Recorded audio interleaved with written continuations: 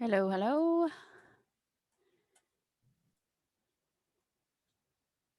Hello, everyone. This is Brooke from the St. Lawrence County Chamber. Thank you so much for joining us today for our monthly lunchtime webinar. We just started these again last month and are looking forward to it. So mark your calendar for the first Wednesday of every month at noon and join us as we have members presenting on their expertise and interests, sharing with other members and business folks. So thank you again for being with us today. A couple of housekeeping. This webinar is being recorded and will be uploaded to our YouTube channel, which you can get to from slcchamber.org. So you can check out our whole suite of webinar archive there. And we certainly encourage you to be interactive. You can feel free to chat in any questions along the way or any comments or ideas along the way.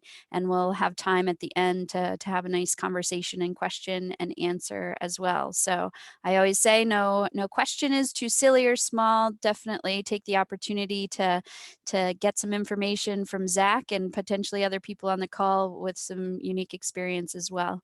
So we are the St. Lawrence County Chamber and do a lot with networking and business development, and really happy to be able to offer this virtual experience, which we were doing for years before COVID. Now virtual doesn't seem so flashy, but nevertheless, it's good information.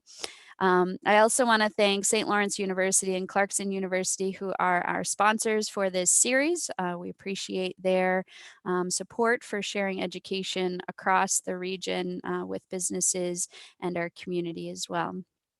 So I'm excited today to introduce this topic, which is growing like crazy and certainly has the opportunity to grow your business, and our guest speaker, Zac Miller. So Zac moved from Los Angeles to Potsdam in 2018, leaving a 15-year career in film and television and a job as the production manager on CBS's Big Brother. Zac now runs a successful video production company called Uncommon Image Studios and teaches video production at Clarkson University. His local clients, some of you may know, Alcoa, Clarkson University, Cornell Cooperative Extension, and Police Activities League of Messina. Zac loves podcasts and is transitioning part of his production business from video into audio. He has also won national awards for screenwriting, advertising, and directing, and is a proud member of the Producers Guild of America and also a proud member of the St. Lawrence County Chamber. So we thank you, Zac, for being with us today, and we thank all of you for joining. And let's kick it off, Zac. Great. I appreciate it, Brooke. Thank you. And I wanted to start by thanking you and the Chamber and Ben as well for allowing me to do this. It's great. I love, meeting new people, talking about what I do, sharing my knowledge. Like you said, I teach at Clarkson, and I've found that to be really rewarding. So I'm excited to impart, hopefully, some wisdom to the group here. You guys can see my screen, right? You're seeing it? Okay, awesome. So definitely drop questions in the comments. I will try to keep an eye on it down there, and I'll try to leave as much room as possible for Q&A at the end. It'll be easy breezy. So let's get going. Okay, so the goals of this webinar are basically for you to leave with a deeper understanding of just generally like podcast in general. Understand the basic steps involved in launching your own podcast, and how to leverage that podcast and do it in a smart way that's actually going to be impactful and meaningful for your business or your nonprofit or whatever you're up to, right? And there are lots of different strategies there. And that's part of the excitement of podcasting, is that there are so many opportunities and things that may not seem obvious at the beginning. There's lots of ways to leverage a podcast for growth. So we'll get there, but I first want to talk about podcasting in general. So if you look at this chart, podcast listening is up and it is just rising like crazy, right? So if you look at even like 2017, 4 years ago or so, only 40% of the US population had ever listened to a podcast. Now it's 57%, right? And that's continuing to increase. So there's 162 million US podcast listeners. And the other cool thing is that podcasts are international, right? So your audience could be anywhere in the world. And I talk to people all the time who are like shocked that their podcasts are huge in Italy or Turkey or wherever, right? Which is kind of cool as well. But this is specifically a research report that I had access to from Edison Research about podcasting and about the state of media in general. So I'm sharing a few slides from that. This is a 2021 report. It just came out about a month ago. Um, so if you look at the total population of weekly podcast listeners, that's 28% of the US population is tuning in weekly to a podcast. And that's also huge on the rise. I mean, you look at 2017 or 2018, it was only 17%. So people aren't just consuming and aware of podcasts all of a sudden more, they're also listening every week. If you look at demographics, definitely skews younger of who is listening to podcasts, but there is plenty of people in any demographic that's listening. And if you look at gender breakdowns, it's pretty even, men and women skewing slightly men. So there is basically a podcast for everyone. That's what these numbers are telling us, right? And no matter who your audience is, there are potentially people who are going to benefit from and who are podcast listeners, right? And the thing that's really exciting for someone like me is this statistic here. So this is the number of podcasts of people who listen to podcasts, the number of podcasts they listened to in the last week. So the average is 8, which means that someone who listens to podcasts listens to lots of podcasts. It's like myself, I listen to everything, right? I'm just really interested in podcasts. I love podcasts. I have like the 5 or 6 shows that I always tune into, and then 3 or 4 others I'm kind of giving a try to, and then 10 others that I'm listening to an episode and checking out. So I'm in like the 11 or more group. But if you look at this pie here, the people who are listening to 3 plus podcasts, 3, 4, 5, 6, 11 plus, that's 74% of the pie. So this is the people that are really engaged with podcasts. And once you start listening to podcasts, you listen to more podcasts, which is really interesting. And that's one of the things that we'll talk about is how to find people who are already listening to podcasts to grow your own audience. But one of the observations that this report made is that with weekly audio hitting an all-time high, it's also accompanied by an actual 1 hour rise in weekly time spent. So it's not just that more people are listening, they're also listening more, which is just more is more, right? A lot of people are tuning in and creating relationships with podcasts. And as I'll talk about a little bit later, a podcast is really one of the most sort of personal ways you can reach your audience or your customers, right? You're potentially talking to them for hours and hours and hours over a long period of time. And that's really, really powerful and really can be a powerful tool to leverage for any business or any organization. The other interesting thing about this is that these numbers are from 2020 when no one's in the car. I mean, some people are, I guess, but there's also a theory that podcast listening is going to go up significantly once people are back commuting more often and there's just more time spent in the car, which is where a lot of people consume audio. So all of these numbers are actually, maybe even going to have like a small, growth spurt because of that, which is interesting. So that's what I'm saying. It's growing, right? So this is sort of my transition slide into talking about, okay, so we get that it's growing, we get that it's exciting. Everyone here I think sees the potential in podcasting. And I know from just the chat before we started, some of you are even starting podcasts or have started a podcast, which is really cool. So what do you want to think about when you're starting your podcast, right?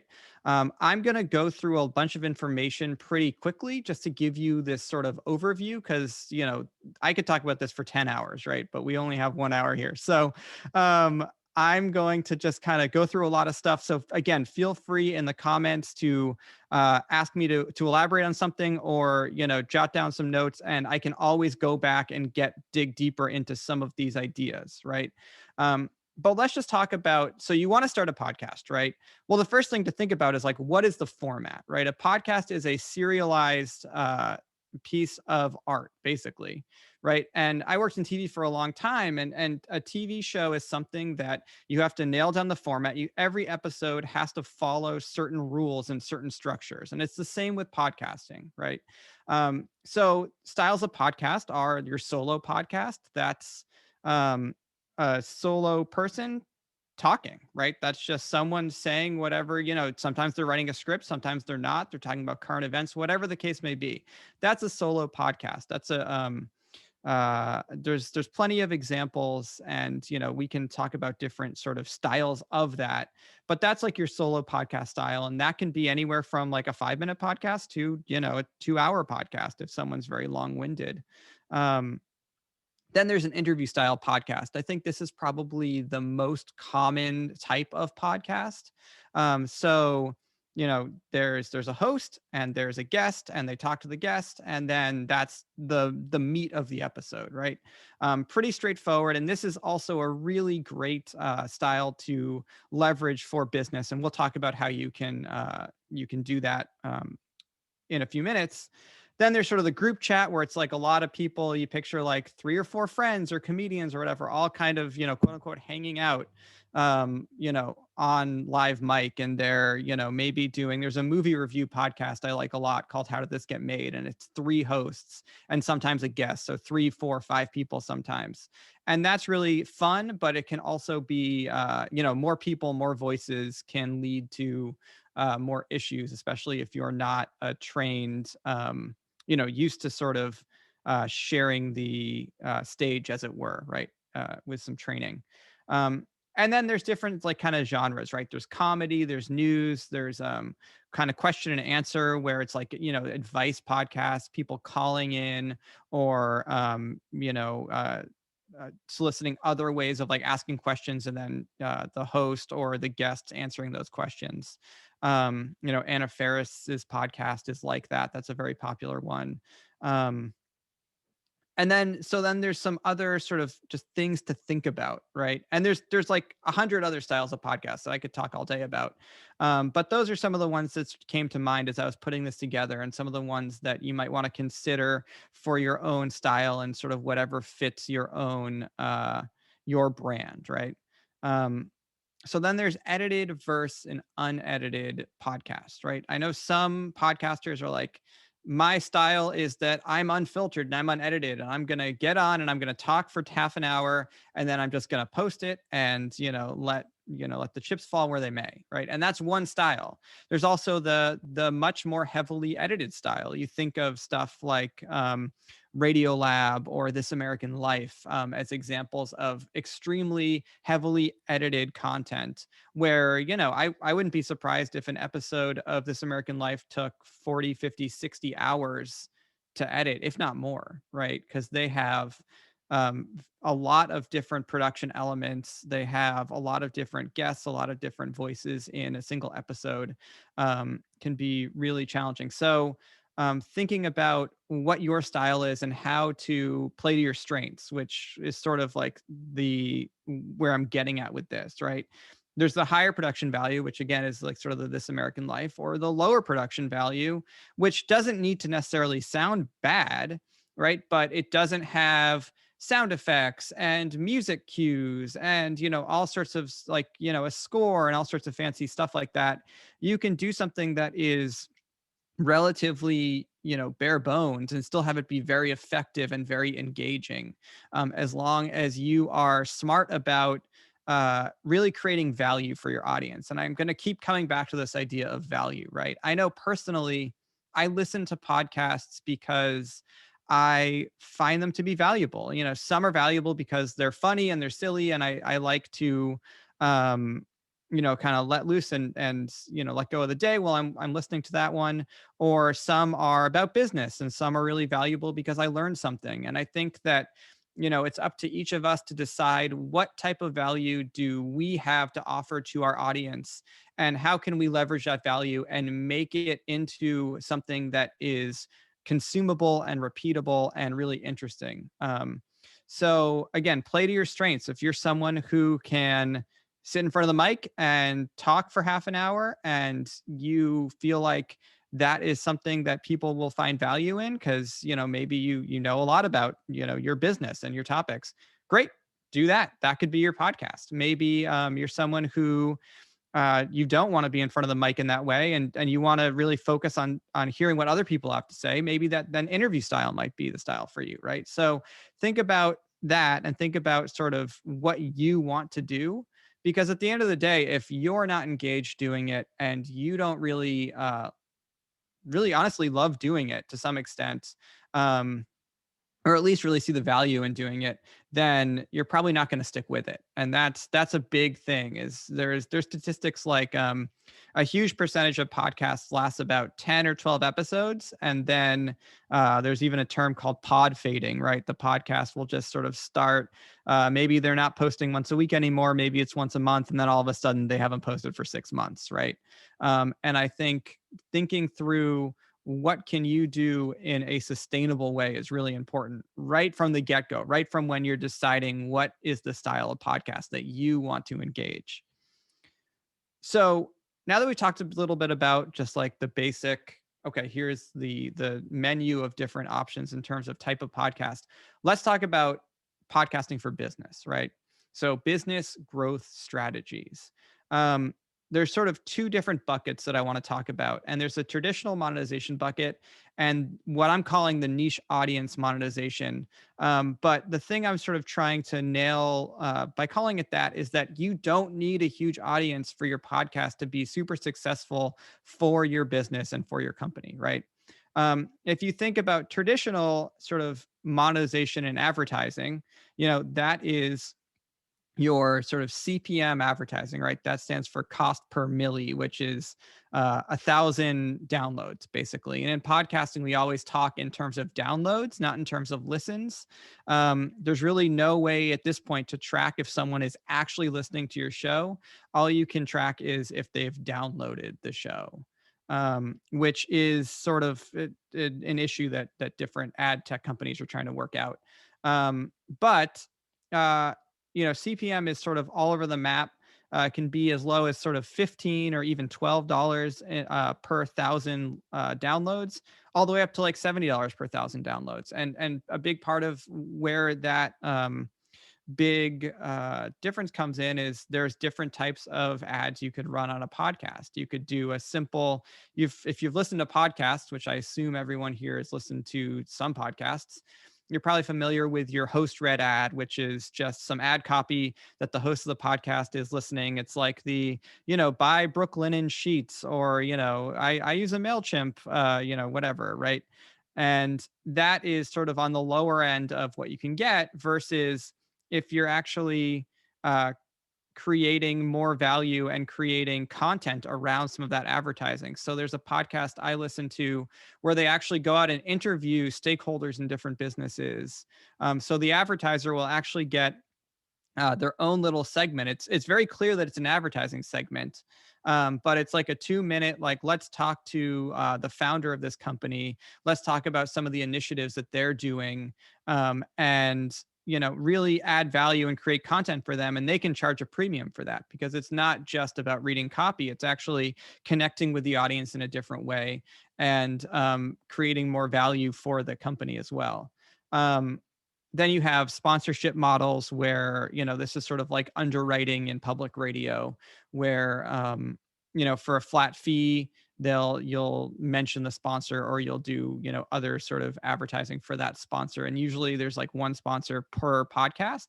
That's something that can work great if you're just starting out, and it's like, okay, this will be worth it to me starting out if I can just make $100 an episode. And you find a sponsor that fits in your niche, and they're like, great, yeah, we'll sponsor the first 5 or 10 episodes at $100. Then that could be a really great way to start out. um, then there's affiliate marketing. That's similar to sort of your CPM advertising. but that's the like when you have an affiliate code. So that's when you hear like go to, I said Brooklyn, and Brooklyn's website, and put in code Zac10 for 10% off. Well, they're tracking that code, right? So they know how many people have actually put that code in, and the podcaster's only getting paid per use of that code. So in other words, the company knows our typical cost per sale for, our marketing cost per sale is maybe $25, right? To make whatever the sale is. Well, we're going to give 10% off. And if it's a $100 product, that could be $10. And then we'll give the podcaster $10. And then we'll get that sale for $20. And that's a win win. And the podcaster's making money and can also leverage their existing audience, between email marketing, or like if you have a big social media audience, you can post that code and you can get revenue from an affiliate marketing deal without even someone listening to the podcast, which is sort of like an interesting side thing, because frankly the company doesn't care where it's coming from. It's your audience, it's your code, and you're getting a percentage of that. So again, that's something that can work even if you're not someone that's thinking about starting a podcast. If you just want to, if there's some podcasts in your niche that you really love listening to, um, well, you can approach that podcaster and be like, hey, I think your audience is like, there's a lot of overlap from my business. I would love to do an affiliate marketing deal with you. I'll give you whatever, whatever your product or service costs, I'll give you whatever percentage for use of this code. And then, you come up with that deal. And then it really is a win-win, because if you get 100 sales out of it, then the podcaster's making a bunch of money. And if you get 2 sales out of it, well, then you haven't really lost anything. So it's a really great way to, again, from the outset, start monetizing and making money from a podcast, even if the audience is small. But, these are basically, this whole bucket, and I have at the bottom here, is like, think about quantity, right? You're going to be more successful with any of these if you have a big audience, right? To leverage, to, get thousands of people hearing your affiliate marketing or your sponsor, whatever it is, that's going to be about quantity. I want to talk, and I'm much more interested in talking about the quality audience, right? So you don't need to have a podcast with 100,000 people listening to be successful, right? If you imagine, say you're in a niche industry, a certain type of, let's say, manufacturing, right? And maybe your industry only has 10 big, major players in it, like companies, right? So your podcast is never going to have more than maybe 200, 300 people listening to it. That would be like a huge cross section of your industry. But even if you only have maybe 20 people listening to your podcast, if 4 of those 20 people are like the CEOs or other C-suite people in these big companies, you could have an extremely influential podcast that could lead to a lot of really interesting opportunities in your niche without needing to have huge numbers. So it's really more about who is listening at that point than it is about how many people are listening. And I think a lot of people, when they think about podcasting, get hung up on sheer numbers of like, well, if I don't have thousands of people listening, then I'm not successful at this. Well, if that's not your goal, then just put that out of your head, right? Um, so there is, I'll just go through this list. There's sort of the crowdfunding way of creating value for your audience. And that's really what it's about. What is the value for your audience, especially when you're thinking about your niche? What is the thing better than anyone, or that you feel like you can really talk about and host conversations about that people will tune in to listen to? And there's a really great website called Patreon, which is essentially like any other crowdfunding platform. Like, I'm sure you're probably familiar with Kickstarter, something like that, except Patreon is really about um, supporting artists in their art, right? So you can actually go on and support a band or support like a fine artist or whomever, and you give basically a monthly recurring donation in exchange for some sort of access. So a lot of podcasts will do special episodes just for patrons, or they'll give their patrons other opportunities for engagement, or there's lots and lots of different things, and I can spend a lot of time talking about that, so I'll just sort of move on. But Patreon can be a really powerful tool, especially if you want to create a close connection with your audience. Like, they say typically that 3% of your audience is willing to pay money to hear your podcast and be more engaged with your podcast. Um, and there's different levels you can do with that and things like that. So it's a really interesting platform. Um, but really, just from the outset, like from day one, a podcast helps you grow your influence within your niche, right? And it helps you reach sort of your audience, and it reaches new audiences. So what I like to think about is like using your podcast to start new relationships, right? So imagine that I have a business. I offer, let's say I'm like, an executive coach, let's say, right?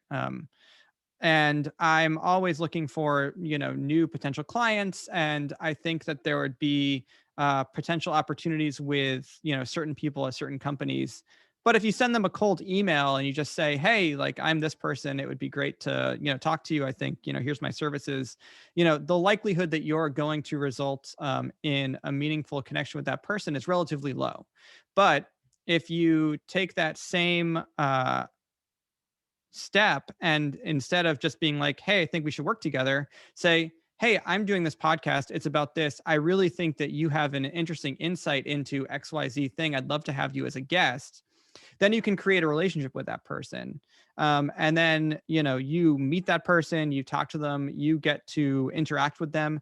And then, maybe 6 months down the line, that turns into a friendship and turns into a business relationship, or maybe it doesn't, right? But if you're doing a weekly podcast and you get to invite, people on every week as guests, that's a lot of different people you get to engage in your industry or in related industries that then can potentially be part of your network, and you can really grow your influence and grow your network just in that way. So that can be really powerful, especially again at smaller numbers, because if you have a really specific podcast and someone can see, okay, they're talking my language, this is like what I do day to day, they're going to be excited to engage that, even if, like, again, the audience isn't huge.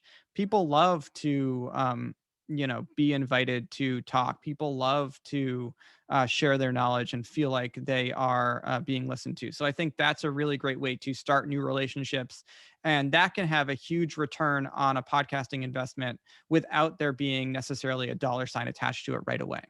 Um, and then there's plenty of opportunity to, again, you're building your influence, you're building your credibility and your expertise with your audience. So that allows you to do a better job, like selling your services. If you do sell a service, or, being invited to do new speaking engagements, or getting paid to do speaking, or, hosting classes or online classes, whatever you sort of want to do.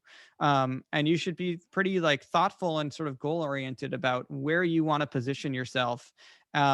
Because when you start looking for those opportunities, again, a podcast is a great way to build a relationship, right? And this is something where, I was thinking about it. I was just listening to a podcast that just hit 300 episodes. I've listened to every episode of this podcast, and they said something like, oh, we've created, 700 hours of content. And I'm just like, I've listened to this person for 700 hours, right? That's insane. Like, I have like good friends of mine who I probably haven't listened to 700 hours, right? And I've also reached out to podcasters, just as like another sort of personal story. Like, there's a podcast I really listen to, a film industry podcast, and I actually reached out to the host of that show, and I started writing him this email that was like written in the voice of if I was talking to one of my best friends. And like, I got through the email and read it, and I was like, this guy doesn't know who I am. I can't send him this email. This is like, I sound like I'm an insane stalker person, right? And honestly, it is like, I felt like I had a relationship with him that did not exist, right? That was like a pretend thing. So that's the power of podcasting. And I think that's also why there's so much opportunity for growth and so much opportunity for business growth within podcasting. So if you sell products too, that can be really powerful, right? If you're writing books or even selling your own products, if you have a company that sells products, you can engage your audience. You can tell them a little bit more about your process, a little bit more behind the scenes. Podcasting is long form, right? It's an opportunity to show them something that they don't normally see. And some percentage of your audience will really be engaged with that. And if you can do a good job being authentic, and I think authenticity here is key. If you are able to be authentic and real in front of your audience, then I think your audience will really reward that. And I think that it will feel like they are building a meaningful connection with you and with your brand. And then there's sort of this whole world of private podcasts, right? And this is like imagine you are running a big operation with 100 employees and you just want to do, instead of like a weekly email newsletter, it's just a weekly podcast. It's just 10 minutes of the C-suite folks or whomever just saying like, hey, here's what we're working on, here's our initiatives, here's the employee of the week, like whatever you kind of want to do. It's a really great way to engage your audience, and you can host a podcast privately. There are ways to do that, so only your stakeholders can access it. So it can be your clients or your employees or your stakeholders. So you can create value. If you have, let's say, like a law firm, if you want to give your clients special access to Q&A sessions or something with the legal team or whatever the case may be, then you can do that in a way that they have to access a private podcast, and it becomes an added value for your audience, and it builds a closer relationship, like I said. Excuse me. So um you can also create a podcast for that's not private, but it's also for a specific audience. And that's like something that I'm in the process of doing with Clarkson. Is I'm doing a podcast with their development team that's really geared toward the Clarkson stakeholders. So parents, alumni, students, faculty, staff. But I don't imagine it being something that's advertised widely, but it's something that's going to add value to the people who are already engaged with the university. And I think that's also a really powerful idea. Um, so again, it's like there's the quantity model or there's the quality model. And I think a podcast can leverage one or many of these different things in order to create a lot of value for your business. Let's just talk through, and I'm going to go through this pretty quick. So, and I'm about at the end here after this. So we'll talk through this and then I'll take questions. But just for a basic roadmap, right? Because the next question that I always get is like, well, okay, I want to start a podcast. I get it. I see the value. What stuff do I need? Right. And the answer is like not that much stuff, right? Um, I recommend getting a dynamic microphone. That's just basically, it's a microphone like the one you see in front of me. That is a style of microphone where you can you can get up really close to it and you kind of get that, radio host kind of voice. And it also is really good at filtering out other sounds, right? It's because a dynamic microphone is made for you to be pretty close to it. Um, so I use this is a Shure M7V. It's a pretty cool one. There's also a Rode Pod mic, which is $100. You can also honestly buy like a $30 USB mic online. Like don't like buy a microphone, but it can be relatively cheap, and you will get a decent sound out of it. Then you need a recording platform, right? You need to record to something. And if you're using your computer, it can be as simple as like QuickTime can do recording. There's a free program called Audacity where you can do recording and editing. It's a great little program. There's tons of tutorials online of how to use it. Um, that's a good one. People use GarageBand, which isn't really made for this, but it works. And like honestly, even Zoom, like if you have access to Zoom, just start a Zoom, hit record. Like even if you're alone, just record yourself on Zoom. There's no reason you can't do that. Um, but if you're recording multiple people remotely, you can do Zoom as well. There's also programs that are made specifically for recording high quality audio remotely. Zencaster is one of them that is free. It's free at least now through the pandemic. Whenever that ends. I don't mean to, not quoting on like, oh, pandemic, but whenever they decide it ends, they might add a value to it, but or add cost to it. Then there's Squadcast and Riverside FM. Those are both programs that are really work really well for recording high quality audio. And the way it works is they record each end separately, and they're uploading your guest on their end into the cloud directly. So what's happening is it's not you're not getting that sort of like zoomy interference going on when you're recording like a Zoom session, for instance. It's recording the highest quality audio like sort of remotely for you, as if you were recording it in the room, which is pretty cool. Um, then for editing, this is something that holds a lot of people up, but I'm sort of becoming an evangelist for this new software called Descript, which is just, I think, descript.com. You can Google it. Uh, it basically transcribes your audio. It then gives you the transcript. You can hit one button and just remove all the ums like within 5 seconds. So if you say or whatever a lot, that's fine. They'll just get rid of them. And then you can edit it just like a Word document. Like you can see the transcript, and if you copy and paste something, it will copy and paste your audio. If you delete something, it will delete that audio. So you don't actually have to have any technical expertise in order to edit in Descript, and then you just export it and you're kind of done. You can even add, it can do video, although I'm skeptical of how well it can do video. It's a little more complicated to edit video in that way. And you can edit, you can also add like music and other elements to it right in that program. Like I said, Audacity is free. That's a great program to use. And then if you want to do a little bit more sort of like mastering, again, without needing a ton of expertise, there's a website called Aphonic or Auphonic, I'm not sure how to pronounce it, which gives you I think 2 hours of content free trial that you can check out. And it's like, it takes out room noise, it levels your audio, so make sure that it's all a similar level. It does a whole lot of like what you would pay an audio technician to quote unquote master your audio. It would do that for you for free, which is really cool.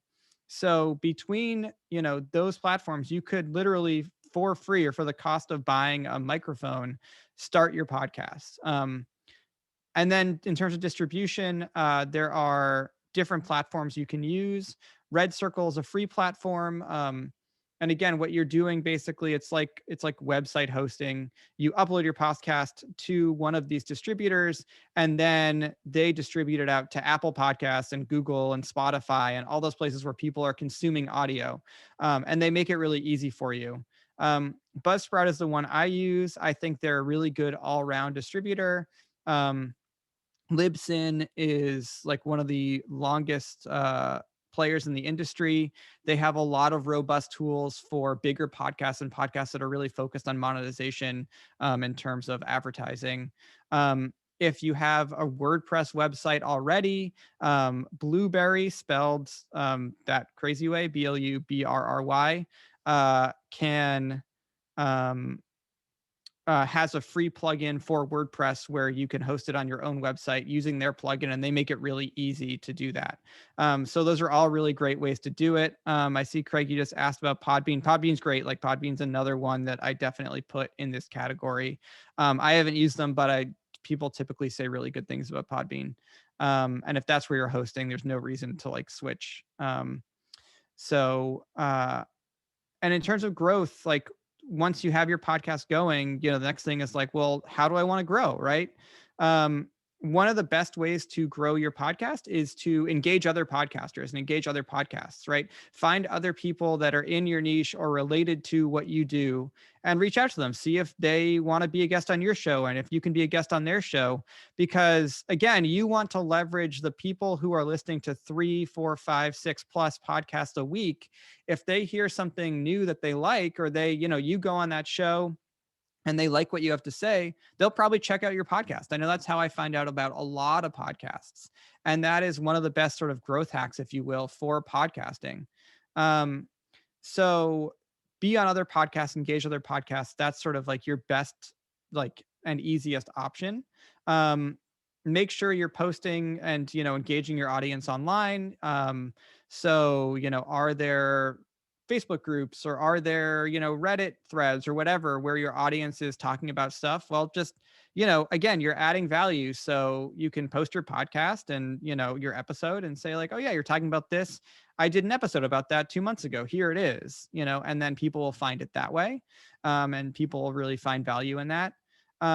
And then if you have guests on, attempt to leverage their networks, right? So assuming you're doing a good job producing your show and you're getting guests that are really in line with what you're doing, then they should be hopefully happy to promote your show, or at least post on their social media about it and things like that. But it's really up to you to make it as easy as possible for them to do that. So give them the link, give them even some, like, some art or something, like a thumbnail for the episode, whatever they can use and post. Make it as easy as possible for your guests to help promote your show, and you'll find that you'll have a much better success rate in people actually doing it, right? um, and then the most important thing is probably having a reliable schedule of release. So if you release every Monday, you have to stick to that. And, that doesn't mean that you have to work on it every week. A lot of people batch episodes. So they'll record 3 or 4 episodes, in a couple days, and then they'll have that whole month sort of planned out. And I recommend trying to stay a few episodes ahead so it doesn't feel like a constant time pressure to have. But if you decide you're going to release every 2 weeks or once a month, the first day of every month, whatever it is, just stick to that, because though that's how you're going to grow your audience. Your audience won't know to sort of look for your podcast and listen to it if they don't know when it's coming out, or it comes out, if you release 3 episodes, all of a sudden, and then you don't release anything for 2 months, you're never going to grow your podcast that way. Um, and my last slide here is just questions to ask yourself before you start, right? So, again, what is my podcasting goal? And this is the things I talk to my clients about for video or for podcasting, whatever the case may be. You know, how are we going to know if this was a success, right? How are you going to quantify your progress without driving yourself crazy? Because, like I said, a lot of people starting out in podcasting drive themselves nuts looking at the numbers and downloads and, like, who's listening and when they're listening, and, like, all that stuff will just make you go nuts. And maybe none of that matters, right? If you have a niche podcast, you're never going to get thousands and thousands of people listening, maybe, or maybe you are, but that's one thing to sort of think about. How am I going to know I'm reaching my goals? Who is my audience, right? What does my audience respond to? How can I bring them value, right? And that's really the thing that should drive a lot of the creative decisions behind your podcast. The nice thing about podcasting is it's not like producing a season of TV where, on TV, we're producing an entire season before we release one episode for the most part. So we don't have the ability to change what we're doing as we go. With podcasting, you can, right? You do something one way, and then 3 episodes later, you realize maybe it's better if you do it a different way, and you change. So hopefully your podcast is evolving as you kind of get better at it and more comfortable and see what people are interested in and responding to. So, episode 100 of your podcast should probably sound vastly different than episode 1, right? And I know when I look at new podcasts, or I'm interested in what a podcast is doing, I'll go back and listen to, like, one of the early episodes and listen to one of their most recent episodes, because I'm interested in seeing how that change happens. And, just from my point of view. Um, how do I want to position myself with my audience is another really important question to ask. What are you trying to sort of, what is important to you? How do you want your audience to see you? Um, how can I bring them meaningful value? We talked about value. And then, like, do I like doing this enough that I can picture myself making 100 episodes of this thing, right?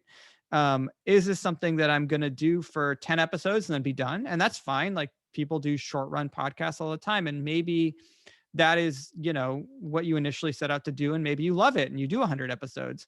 Or maybe it's like, hey, I'm going to try this, it'll be like a mini series, and maybe I'll do a second one later.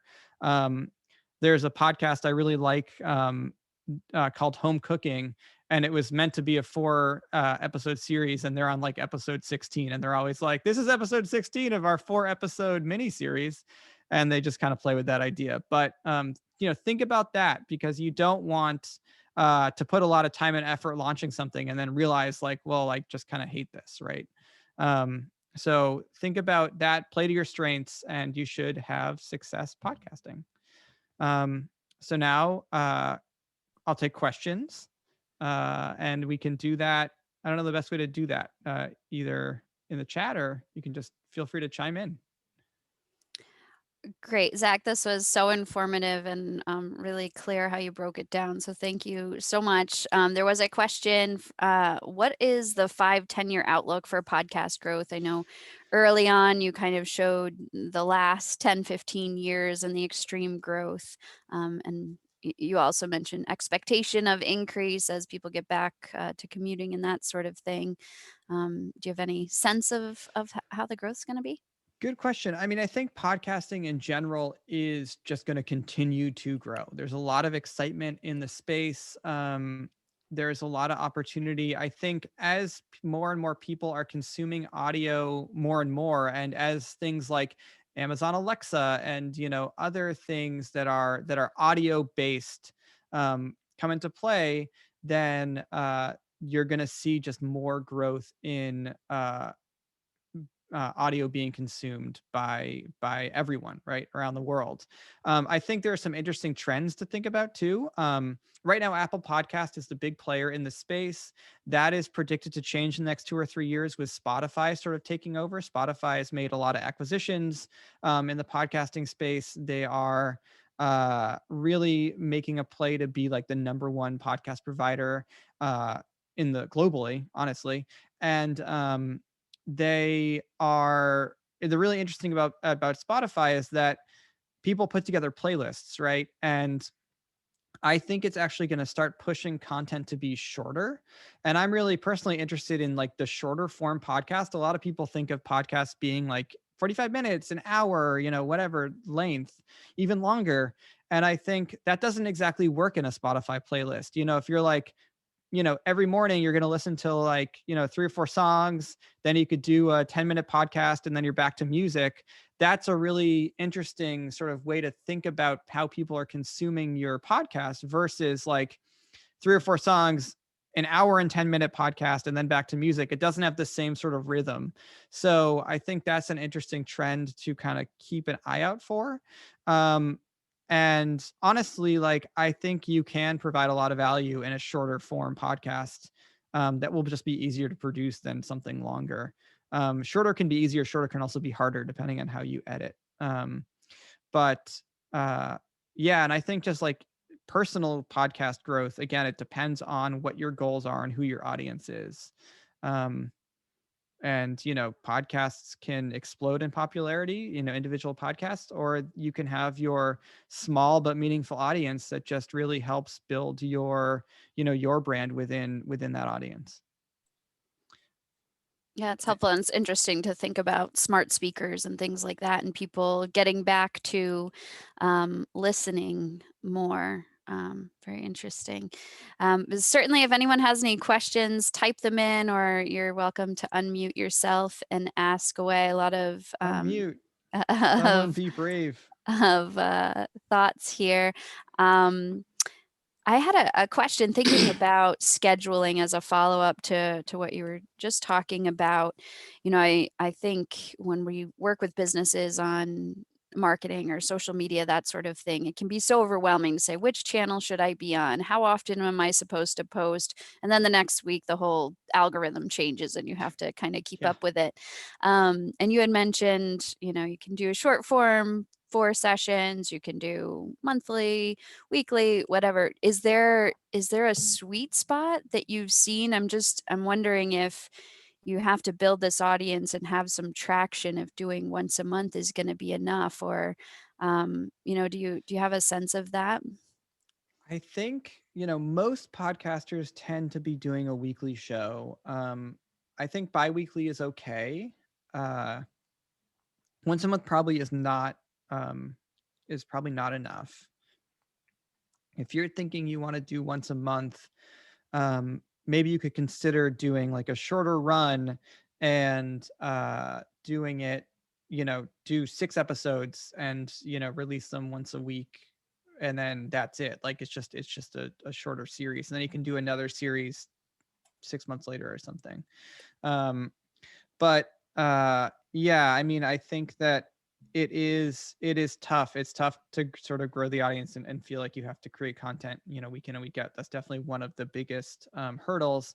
But there also are ways to put sort of programs in place to streamline it, right? And there sure is a lot of technology out there to help you do that.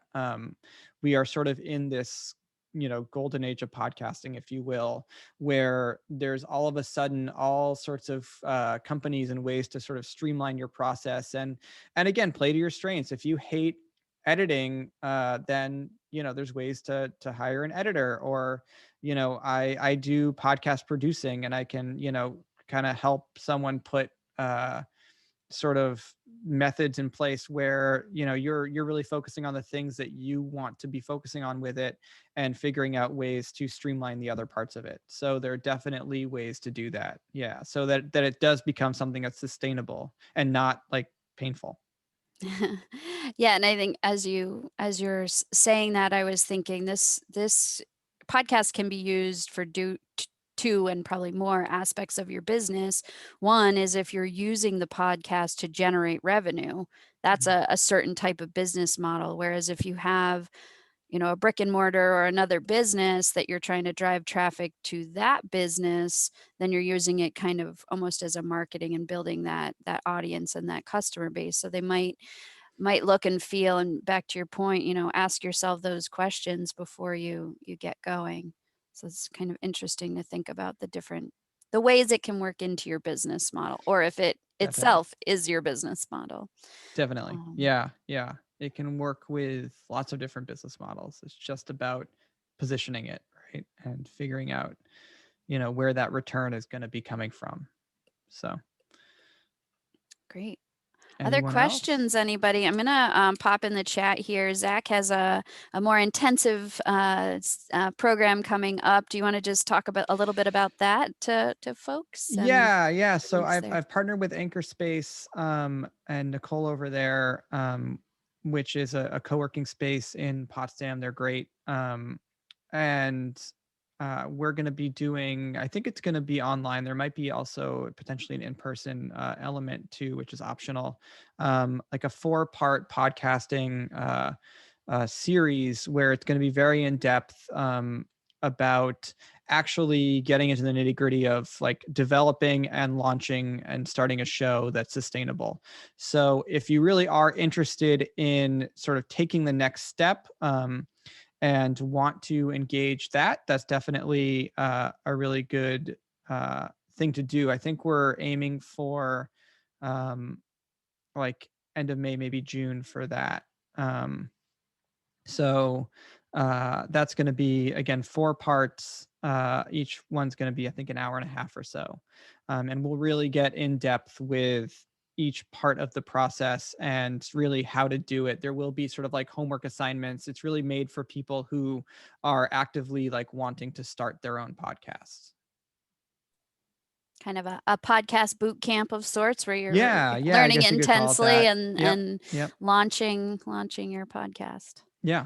Great. So Love that'll that. be really that's exciting. I think that's going to be a lot of fun. It'll be a good small group. I think like we're aiming for like 10 people or so in that. So there'll be lots of opportunity for one-on-one help and as many questions as you have and that kind of thing. Nice. I'm just And I going to think pop to the next slide. Nicole's got equipment there and the ability, if you want to try something out, you can have kind of a mini studio there with her equipment as Mhm. a part of membership at Anchor Space. And I'll also mention that Brick and Mortar Music Shop in Potsdam also sells mics as well, if you're looking to check them out locally. And if anyone else knows Yeah. anyone else locally, definitely throw those in the chat as well. So Zach's put up his information if you want to follow up with him, bounce any ideas, or talk to him about potential collaboration. You can find him there. Again, we thank you all for joining us. Thank you so much, Zach, for putting this together for us.